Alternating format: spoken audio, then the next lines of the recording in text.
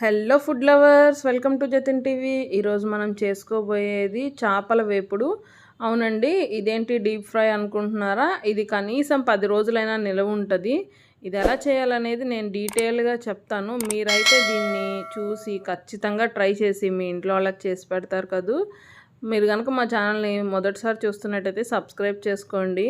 First మనం చేపల్ని market నుంచి ఇలా కట్ చేసుకొని తెచ్చుకున్నాక దీన్ని 2 ముక్కలుగా కట్ చేసుకుందాము. మామూలుగా దీన్ని డీప్ ఫ్రై చేసుకొని దేనిలోకైనా నంచుకోవటాకే కాబట్టి ఇలా హాఫ్ చేసుకొని హాఫ్ పీస్ అయితే సరిపోతుంది. చూడండి, కట్ చేసుకున్న తర్వాత దీనికి కొద్దిగా ఉప్పు పట్టిస్తున్నాను. ఇది ఉప్పు ఇలా పట్టించేసి ఒక 5 నిమిషాలు పక్కన పెట్టాక ఫ్రై చేసుకున్నాము అంటే ముక్క లోపలకు కూడా ఉప్పు బాగా పీల్చుకుంటుంది. అందుకని ముందే ఇలా ఉప్పు పట్టించి అప్పుడు ఫ్రై చేసుకోవాలి. ఇప్పుడు డీప్ ఫ్రైకి ప్యాన్ పెట్టుకొని దానికి డీప్ ఫ్రైకి తగినంత ఆయిల్ వేసాను. ఆయిల్ హీట్ అయిన తర్వాత ఒక్కొక్క చేప ముక్కని వేసేసుకుంటున్నాను.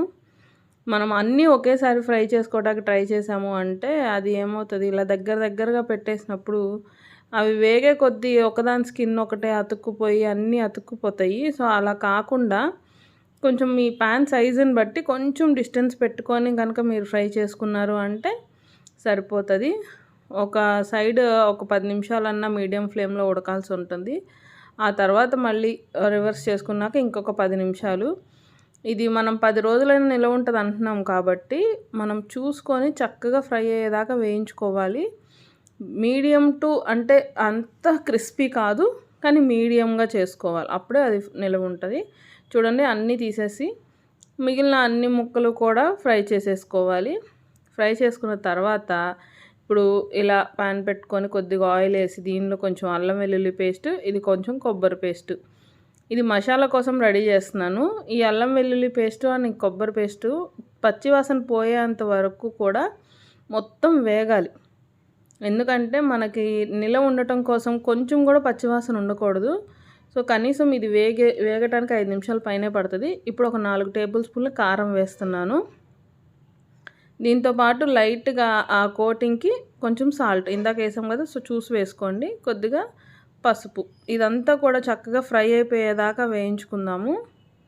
ఫ్రై అయిపోయాక ఆయిల్ పైకి తేలుతుంది. ఇప్పుడు చూసారా, ఆయిల్ పైకి తేలాక ఇప్పుడు ఒక టేబుల్ స్పూన్ గరం మసాలా వేసాను. ఇప్పుడు మనం ఇలా ఫ్రై చేసుకున్న ఫిష్ పీసెస్ మొత్తం వేసేస్తున్నాను.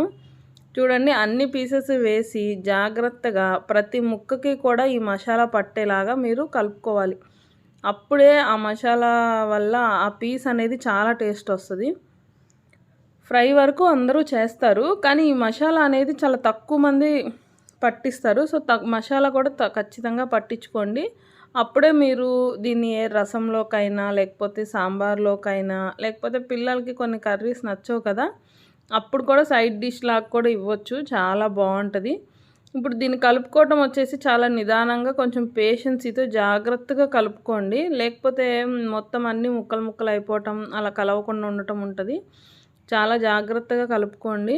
ప్రతి ముక్కకి మసాలా పట్టేలాగా మనం కలుపుకోవాలి. నాదైతే ఆల్మోస్ట్ అయిపోవచ్చింది. ఇంకొక 2 నిమిషాలు జాగ్రత్తగా కలిపానంటే కలిసిపోతుంది. అయిపోయింది. ఇప్పుడు చూడండి, చక్కగా మీకు కనిపిస్తుందా అన్ని పీసెస్కి మసాలా ఎంత బాగా పట్టిందో.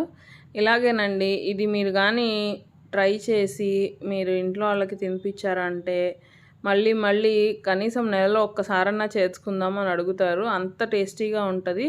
తప్పకుండా ట్రై చేసి ఎలా వచ్చిందనేది ఒక కామెంట్ పెట్టండి. మరిన్ని మంచి వీడియోస్తో మీ ముందుకు వస్తాను. Thank you for watching Jatin TV. Thank you so much.